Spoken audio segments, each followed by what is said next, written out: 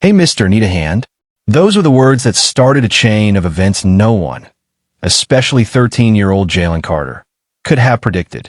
It was one of those heavy summer afternoons in Atlanta, the kind where the heat rises off the pavement in visible waves. The sound of car horns, distant sirens, and chattering radios filled the air. Most people were in a rush to get home, find shade, or escape into air conditioning. But not Jalen. Jalen had just finished a long shift stacking shelves and helping customers at the corner grocery store, a job he picked up to help his mom make ends meet. Sweat dripped from his forehead as he walked along the cracked sidewalk, his backpack slung loosely over one shoulder. The sun was still beating down, and his stomach rumbled with hunger, but he didn't complain. He never did. As he passed an intersection near an old gas station, something caught his eye. A black Mercedes-Benz S-Class, sleek, shiny, clearly expensive, pulled over on the side of the road. Its hazard lights were blinking, and the back tire was completely flat. Standing beside the car was a tall man in a navy blue suit, clearly frustrated, pacing back and forth while holding his phone in the air, trying desperately to get a signal. Jalen slowed down. Most people wouldn't stop. In fact, a few had already passed the man, glancing but not bothering to help. But Jalen's mom had taught him differently. If you can help, do it. Even if no one's watching, she used to say. So despite being tired, hungry, and still miles from home, Jalen crossed the street. Hey mister, he said, his voice casual but warm. Need a hand? The man turned, surprised by the sudden interruption. He blinked down at Jalen, tall for his age, with a wide smile and eyes that reflected more maturity than most boys his age. The man glanced at his luxury car, then back at the boy. I sure do, kid. You know how to change a tire? Jalen nodded confidently. Yes, sir, my uncle taught me. The man looked him over for a second, clearly skeptical, but there wasn't much choice. No tow trucks nearby. No signal. And this kid seemed genuine. All right then, he said. Let's give a shot. Jalen dropped his backpack and got to work. He located the jack and spare tire in the trunk, then loosened the lug nuts with practiced ease. The man watched, impressed. This wasn't a kid fumbling around. Jalen knew exactly what he was doing. As they worked side by side, the man asked, You do this often? Jalen chuckled. More than I'd like. My mom's old car gets a lot of flats. The man smiled, a little surprised. How old are you? 13, Jalen replied. And you're already working a job and changing tires like a pro. That's impressive. Jalen shrugged. Gotta do what you gotta do, right? 15 minutes later, the spare tire was secure, the tools were packed, and the black Mercedes was ready to go. The man dusted his hands and looked at Jalen, clearly impressed. You just saved my day, kid. I had an important meeting across town. You might have just made sure I get there in time. Jalen wiped his hands on his shirt and smiled. No problem, sir. Glad I could help. He turned to leave, ready to resume his long walk home, but the man stopped him. Wait, what's your name? Jalen. Jalen Carter. You live nearby? Yeah. 10, maybe 12 blocks that way. He pointed toward a row of low-rise apartment buildings in the distance. The man reached into his wallet and pulled out a crisp $100 bill. Here, for your time. Jalen shook his head politely. Thank you, sir, but I didn't do it for money. The man raised an eyebrow. Really? Jalen nodded. My mom says if you do something good, it'll come back to you one day. That's enough. There was a brief silence. The kind of silence where something deeper is exchanged without words. The man smiled, not out of amusement, but respect. You're a smart kid, Jalen. Keep being that way. Jalen gave a quick wave and began walking off. The man stood there, still holding the $100 bill, watching the boy disappear into the haze of the hot afternoon. Little did Jalen know, the man he had just helped was Ronald Matthews, a self-made tech millionaire, founder of one of the fastest-growing software companies in the U.S. And what Jalen also didn't know was this. His life was about to change forever. The man Jalen helped was Mr. Ronald Matthews, a 52-year-old tech entrepreneur worth over $60 million. Known in the business world for building one of the most innovative cybersecurity companies in the country, Ronald wasn't used to being stranded or surprised. But that day he was both. He had been on his way to a high-stakes business meeting across town, a meeting that could lead to a major international partnership. But thanks to a missed turn in Atlanta's famously chaotic traffic, he found himself in an unfamiliar neighborhood with a flat tire, a zero-cell reception. And that's when Jalen Carter showed up. What struck Ronald wasn't just the fact that this young teen offered to help. It was how calm, confident, and kind he was about it. No hesitation, no awkwardness, no asking for anything in return. Jalen had worked quickly, carefully, like someone far older than his years. And when it was done, he didn't linger or look expectant. He simply smiled and turned to walk away. That kind of character? Ronald hadn't seen much of it lately. "Hey," he called out. "What's your name, son?" The boy turned, still smiling. "Jalen. Jalen Carter. You live around here?" "Yes, sir. About 10 blocks that way." Ronald reached for his wallet. "Well, Jalen, let me at least pay you for your time." He pulled out a crisp $100 bill, the kind of money that could mean groceries for a week in some households. But Jalen shook his head firmly. "Thank you, sir, but I didn't do it for money." Ronald paused. This answer, so simple, so sincere, hit differently. He dealt with executives, politicians, even celebrities. But this boy, he had dignity, the kind money couldn't buy. "Smart kid," Ronald said, watching as Jalen turned and walked off into the golden haze of the evening. That night, Ronald sat at the edge of his bed in his downtown high-rise apartment, a glass of bourbon in hand, but no peace in his mind. He kept thinking about Jalen. Who was this kid? Why was someone like him walking alone in that part of town, working a job at his age, and still full of such optimism? Ronald had grown up with privilege. Private schools, early business opportunities, connections, he had it all. Jalen, from what little he had seen, had none of that. And yet somehow, he radiated strength and kindness. So, the next morning, Ronald picked up the phone and started making calls. He contacted a few people he knew in city services. He called a friend who used to run a nonprofit youth mentorship program. He even reached out to the owner of a small grocery store near where Jalen said he lived. At first, he expected to hit a wall. Jalen was just a kid, after all. But once he said the name, Jalen Carter, people responded. "Oh yeah, that's the Carter boy," said Mr. Hines, the store manager.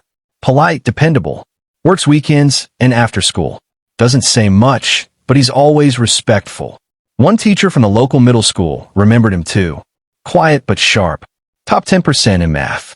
Always helps clean up after class, even if he doesn't have to. He's one of the good ones. Ronald kept digging, and what he found hit him in the gut. Jalen lived with his single mother and younger sister in a rundown 2-bedroom apartment. His father had passed away from cancer when Jalen was just 6. Since then, his mother had been working 2 jobs, nursing assistant by day, janitor by night, just to keep the lights on. Despite everything, Jalen had never been in trouble. No disciplinary issues. No signs of falling behind. In fact, he had once written an essay about his dream of becoming an engineer so he could build something that makes life better for people like my mom. Ronald leaned back in his chair, stunned. Here was a 13-year-old who had every reason to give up, to be angry at the world, but instead he was out there helping strangers, studying hard, and staying on the right path. Ronald couldn't shake the feeling. This kid was different. And suddenly, helping him felt like more than a good deed. It felt like a calling. Jalen lived in a tiny 2-bedroom apartment tucked into a worn-down housing complex on the south side of Atlanta. The paint on the building was peeling. The hallways smelled faintly of old carpet and mildew. The stair railings wobbled. But inside their apartment, Jalen's mom had made a home. Small, yes, but filled with love and warmth. Jalen's bedroom was hardly more than a corner with a mattress, a second-hand desk, and a stack of library books about science, space, and engineering. On the wall above his desk was a hand-drawn poster that read, "Build big, dream bigger." He shared the room with his 7-year-old sister, Ava, who adored him. Every morning, before school, Jalen would get up early, help her get dressed, pour her cereal, and walk her to the school bus before heading off to class himself. After school, he worked a few hours at the grocery store and used part of the money to help his mom pay bills or buy extra snacks for Ava. His weekends were split between work, homework, and helping around the house. He had no time for video games or hanging out on the streets. But he never complained, because Jalen had a dream. He wanted to be an engineer, The kind who builds things that last. Maybe even a tech entrepreneur like the people he read about online. He kept a notebook full of sketches, robot arms, water filters, solar-powered wheelchairs. He wanted to solve problems, not just for himself, but for people like his mom, who worked too hard for too little. Ronald Matthews, after learning all of this from his quiet research, couldn't get Jalen off his mind. He'd met thousands of young people at networking events, scholarship programs, and pitch competitions. But rarely had he seen someone like Jalen. So young, so focused, and so selfless. He had to see him again.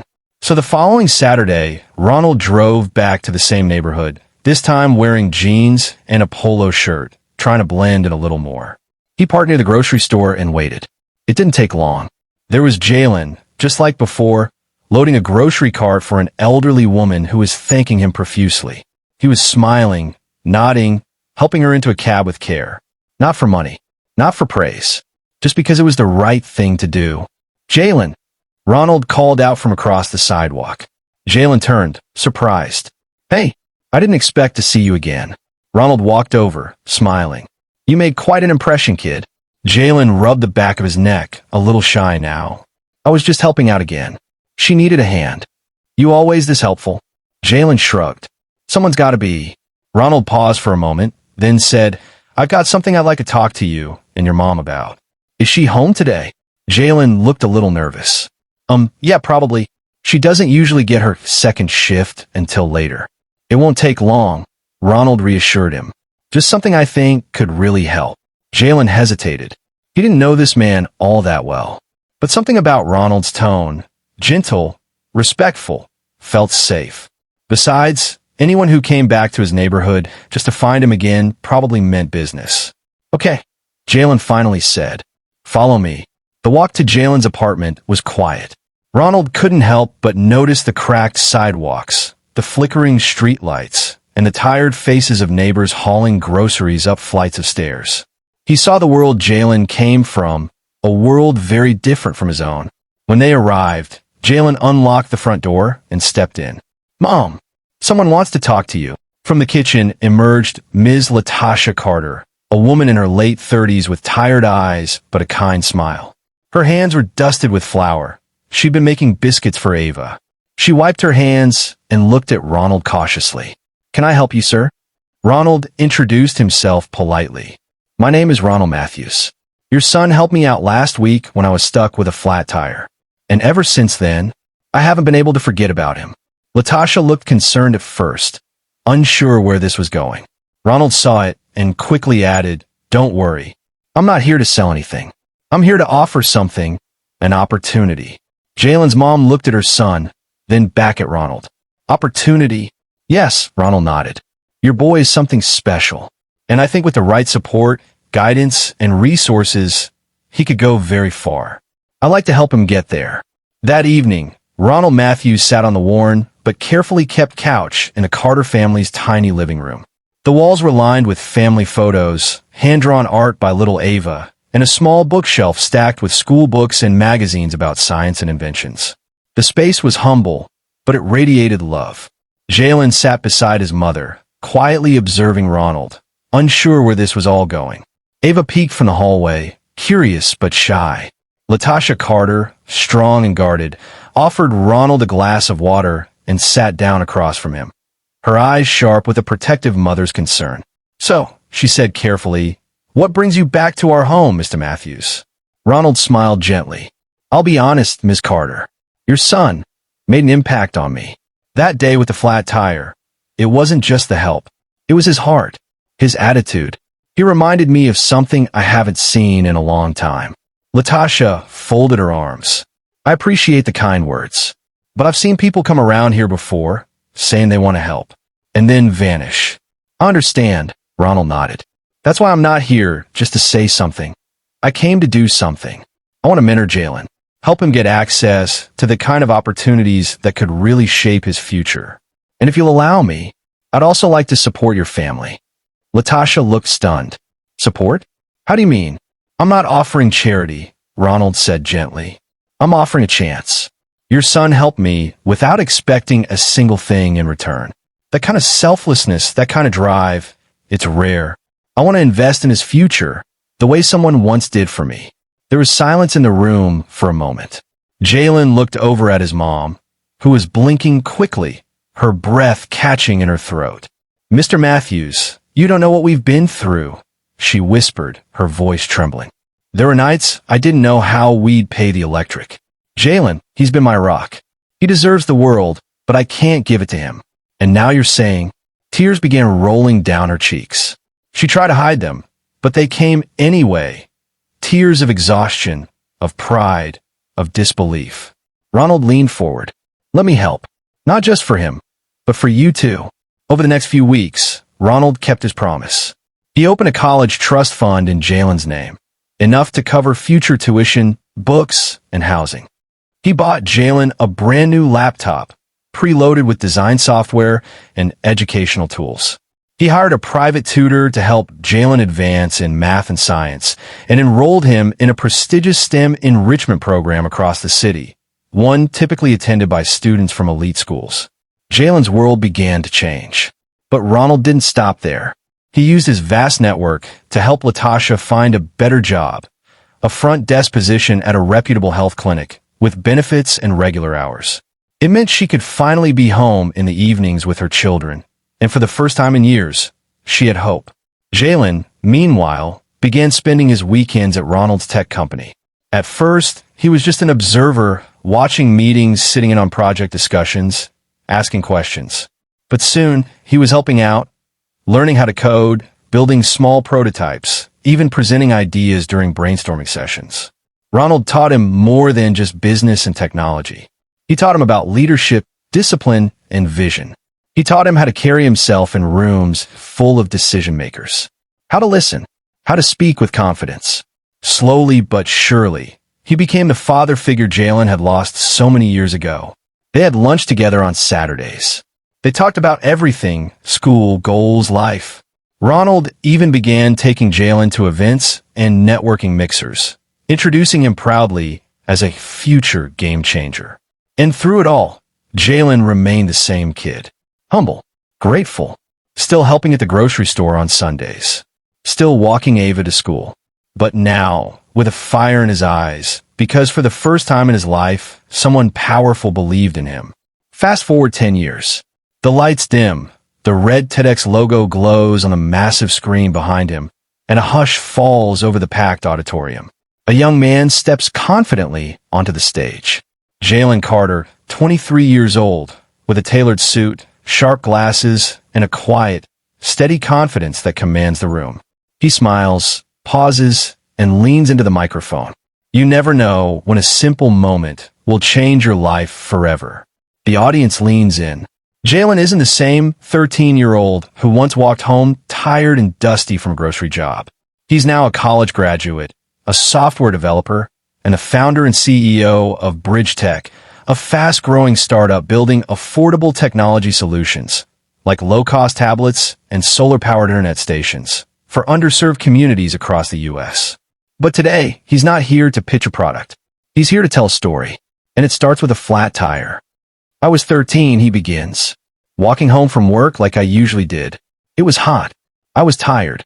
I just wanted to get home and eat dinner. But then I saw this man on the side of the road, stranded, frustrated, and trying to get a signal on his phone. A few people chuckle knowingly.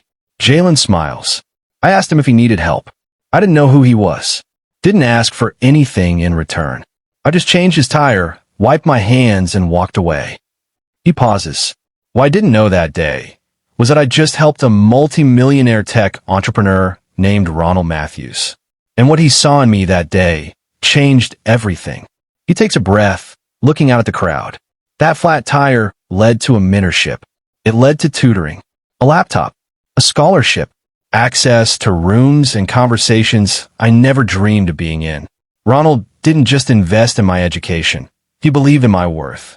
And that belief pushed me to dream bigger. Jalen's voice grows stronger. Bridge Tech exists today because of that moment. Because I know what it feels like to grow up smart, motivated, and unseen. I know what it's like to have potential, but no path. And I want to be part of building the kind of world where no kid has to rely on luck to get a shot. He pauses again. This time, his eyes drift to the front row. Ronald Matthews is here tonight, and I want to take a second to say something to him. The spotlight shifts slightly. A man in his 60s sits in the front row, wiping a tear from the corner of his eye. It's Ronald, still sharp in his gray suit, but now unmistakably proud and moved. Jalen continues. Ronald, you changed my life. But more importantly, you taught me how to change lives. You didn't just give me money. You gave me purpose. You taught me to lead, to serve, and to believe in what I have to offer the world. The crowd is silent, hanging on every word. Jalen's voice softens.